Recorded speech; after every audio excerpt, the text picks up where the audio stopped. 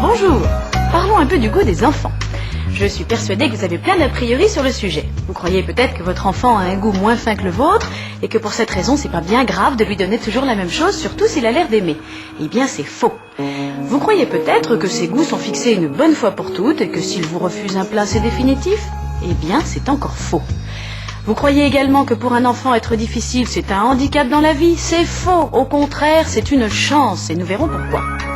Enfin, vous pensez que ce n'est pas bien grave qu'il ne mange pas très varié en vous disant qu'il aura bien le temps plus tard d'apprendre à bien manger, c'est encore faux. Donc vous voyez qu'il y a beaucoup de choses à dire sur le sujet. Tout d'abord, il n'y a pas un goût universel des enfants. Si presque tous les enfants aiment le goût sucré, en revanche, chacun a sa personnalité gustative. Par exemple, votre enfant aime peut-être manger très sucré ou très salé, alors que son frère ou sa sœur se sentira vite écœuré. Bref, vous voyez bien que chaque enfant réagit à sa manière, et ceci s'explique par le fait que ses goûts sont en partie inscrits dans ses gènes. Mais alors, me direz-vous, est-ce qu'on aurait pu transmettre à notre enfant nos propres goûts, comme on leur a transmis la couleur de nos yeux et de nos cheveux, par exemple? La réponse est oui, mais faiblement. En fait, vous lui avez surtout transmis les outils nécessaires pour sentir et goûter, c'est-à-dire en l'occurrence le nombre de papilles olfactives pour l'odorat dans le nez et gustatives pour le goût dans la bouche. Par exemple, s'il a un excellent odorat et énormément de papilles gustatives, eh bien félicitations, vous avez fait un vrai petit gourmet en puissance, mais qui sera très difficile. Eh oui, c'est la rançon du succès. Il ressent tout d'une façon tellement forte qu'il va rejeter ce qu'il considère comme trop sucré, trop salé ou trop amer. Par exemple, ce sera un enfant qui sucre peu son yaourt, qui aime manger peu salé, qui n'aime pas les légumes trop amers comme les choux et qui ne vous pardonne pas des changements de recettes. D'accord, ça n'est pas facile tous les jours, mais ne vous plaignez pas, il a plutôt de la chance cet enfant.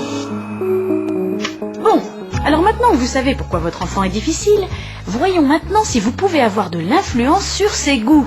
Eh bien oui, en partie. Parce que le goût, c'est aussi de l'apprentissage. Apprentissage familial, apprentissage culturel. Vous-même, souvenez-vous, vous adorez le pot-au-feu parce qu'il vous rappelle celui que vos parents vous préparaient et que vous savouriez en famille.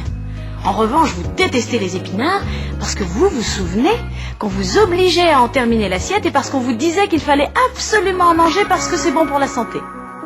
Eh bien maintenant, c'est à vous de jouer. À la maison, on mange toujours la même chose. Eh oui, on vous comprend. Souvent, vous rentrez tard le soir, vous êtes fatigué et vous n'avez pas envie de cuisiner. Alors c'est vrai que les pâtes, la pizza congelée, la tranche de jambon, c'est vite préparé. Et puis, vous ne prenez pas beaucoup de risques, c'est sûr, les enfants aimeront. Mais vous ne leur rendez pas service. Imaginez un peu un cerveau sans stimulation, il s'appauvrit. Eh bien, c'est pareil pour le goût. Vous ne développerez pas le potentiel gustatif de votre enfant en lui donnant toujours la même chose. Vous risquez même d'en faire plus tard un adulte mangeant triste et peu varié. Eh oui, c'est très important ce qui se passe pendant l'enfance. Si vous l'habituez jeune à manger un peu de tout, y compris des légumes et des fruits, vous augmentez considérablement ses chances d'être plus tard un adulte qui mangera de tout et de façon équilibrée. Vous êtes en train d'inscrire dans sa mémoire son futur comportement alimentaire. Alors un petit conseil. Chaque jour, essayez une nouveauté pour surprendre votre enfant. Du curry dans le riz, de l'ail dans le gigot, des petits oignons dans la salade de tomates. C'est certain, il en refusera certainement un peu, mais vous le surprenez. Il y viendra peu à peu et vous lui donnez toutes ses chances de faire de nouvelles découvertes. J'en mange un peu et je suis pas obligée de finir. À chaque fois, j'en laisse un peu. Ouais, des fois, il y a des négociations. Moi, un jour, on m'a obligé à terminer mon assiette de viande et comme j'aime pas ça, j'aime toujours pas ça. Moi, on pensait à manger du fromage alors que j'aimais pas ça, alors... Je le mange quand même parce que maman elle me l'a dit de le manger. C'est tout. Mais oui, on sait, c'est pas très drôle de donner du mal et de s'entendre dire « Berg, j'en veux pas ». En tout cas, s'il y a une chose à ne pas faire, c'est d'obliger un enfant à manger de force. Ça c'est sûr, il fera un blocage pour toute sa vie. Parce qu'il va définitivement associer cet aliment aux disputes, aux drames à table, aux obligations de terminer son assiette, sinon tu n'auras pas de dessert. Bref, vous êtes en train de le conditionner pour associer ce plat à un mauvais souvenir. Donc, allez-y avec patience et diplomatie. Alors un bon conseil, Ne tirez jamais un trait définitif sur un aliment sous le prétexte qu'il a été refusé.